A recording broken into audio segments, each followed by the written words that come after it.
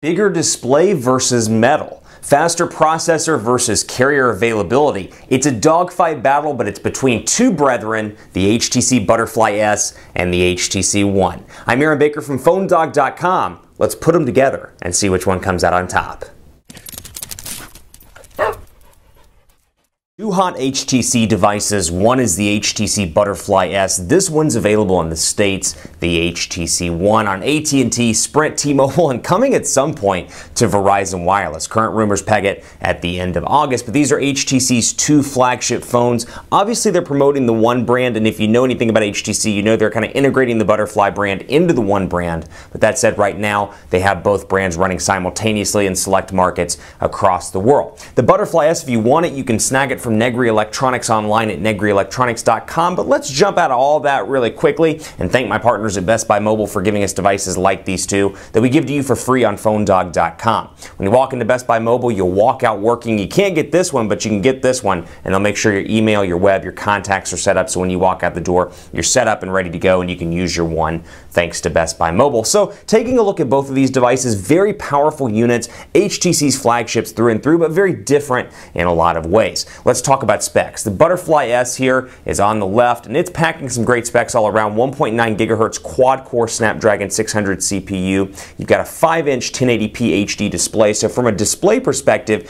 this competes pretty heavily with the Samsung Galaxy S4. It's size for size, 5 inches, 1080p. It has the same 4 ultra-pixel camera on the back with 1080p HD video recording capabilities, a huge battery in the back on this device, which is really nice. A 3,200 milliamp hour non-removable battery here. And then you've got, like I said, 5-inch display, HSPA Plus connectivity on this device, Android 4.2 Jelly Bean with HTC Sense version 5, and then other goodies include a 2.1 megapixel front-facing camera, 16 gigabytes of internal storage, but you do have a micro SD card slot for expandable storage, which we'll talk about when we do the hardware tour here in just a second. The HTC One, on the other hand, out since February, packing a 1.7 gigahertz quad-core Snapdragon 600 CPU. So clock speed-wise, a little faster over here, but both are Snapdragon 600 CPUs. A 4.7-inch 1080p HD display here, 4 ultra-pixel camera on the back with 1080p HD recording, a 2,300 milliamp hour non-removable battery, Android 4.2 Jelly Bean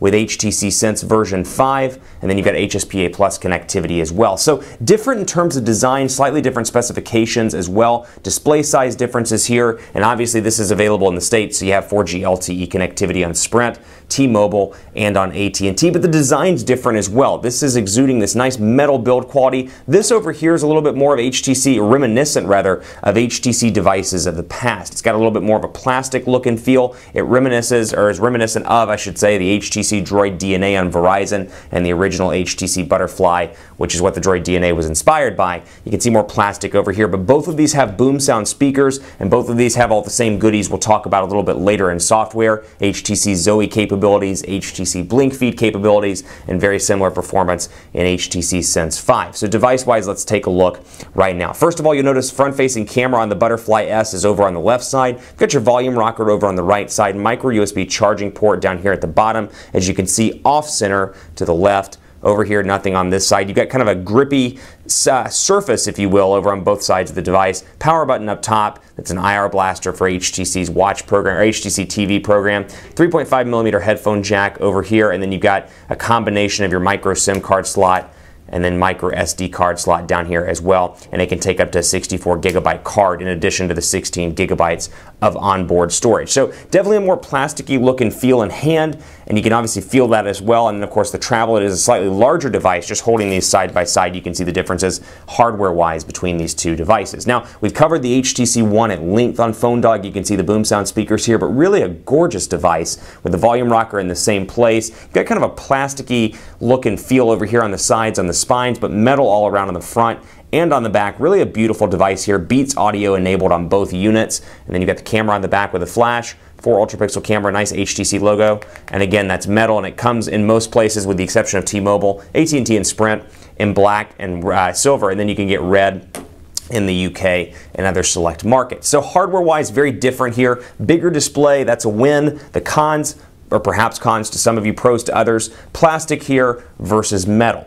The downside here, metal, which is beautiful, but it does scuff up, and it does dent pretty easily. You've got your 3.5mm headphone jack up top, your micro USB charging port here, centered to the right, and then your power button, which doubles up for HTC's TV application, which you can see on both of these devices. Now, software-wise, both of these are running Android 4.2 Jelly Bean with HTC Sense version 5, and HTC's made significant progress with their Sense operating system, or Sense user interface running atop Android 4.2. You can see HTC Blink Feed on both of these devices, and when you load them up out of the box, that's what you're going to see. You're going to see Blink Feed on both units, and then you can customize the home screens up to 5 home screens, I should say 4 home screens plus Blink Feed to total 5 home screens. And you've got your widgets here as well. No real changes here. They pared back the widgets a little bit from HTC Sense 4 and 4 Plus and all the previous versions of HTC Sense, but you can still see all the same or very similar HTC widgets that you know and love. And obviously, because this is running Android 4.2, you do have the option to do some widgets on the lock screen, though it is very limited in comparison to, for example, the Galaxy S4 or the Nexus 4,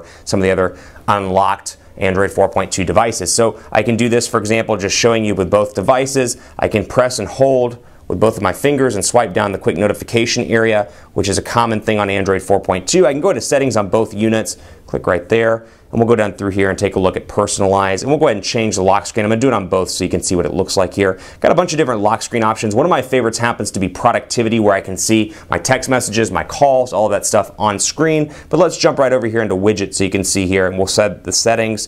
You got Gmail and Google Plus Posts as an option, and that's about it. So you're pretty limited as to what you have, as opposed to, let's say, again, the Nexus 4 or the Moto, the Moto X, things like that. So we'll apply there, and then we'll go here and apply there. Actually, the Moto X has the active notification setting enabled, so we'll scratch that. But then you can see preview here. Yeah, of course, we'll apply that. I actually have it applied over here.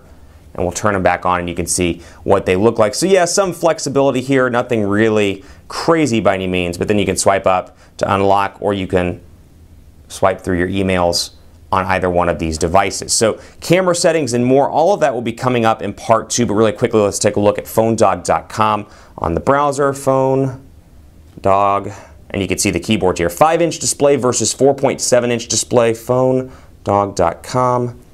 And then you can see how the keyboard looks. Both of these have Sense 5's keyboard enabled. PhoneDog, not FindDog, PhoneDog. PhoneDog.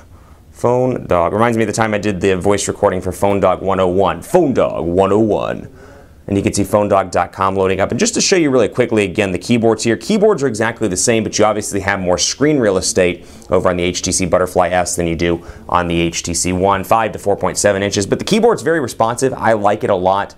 And it's one of my favorites, actually one of my favorite out-of-the-box keyboard solutions. Far better than Samsung's offering. LG's has definitely come a long way, but still slightly better than LG's. And then, of course, I am a big fan of the stock Android keyboard. But between that and this, great keyboards to be had on both devices. Now, button placement's a little different here, as you see as well. Got back, home, recent applications. Over on the One, all you have is back and then home doubles up as a couple of different things, which we'll talk about in part 2. But you can really see the screen real estate difference here. Holding these side by side, you can see that you have more screen real estate obviously over here. So that's going to be great for web browsing, YouTube, things like that. But the trade-off is you got to bring it in unlocked, and it's pretty pricey versus buying it on a carrier and then just dealing with it over 2 years. Stay tuned for part 2 on PhoneDog.com. We will talk battery life. We'll talk Quadrant Standard and Antutu. We'll talk camera and more. If you're a geek, that's the one you'll want to watch as well. So stay tuned. The link is right here in the video. Click here to go to part 2. Otherwise, click on over. We'll see you in just a second.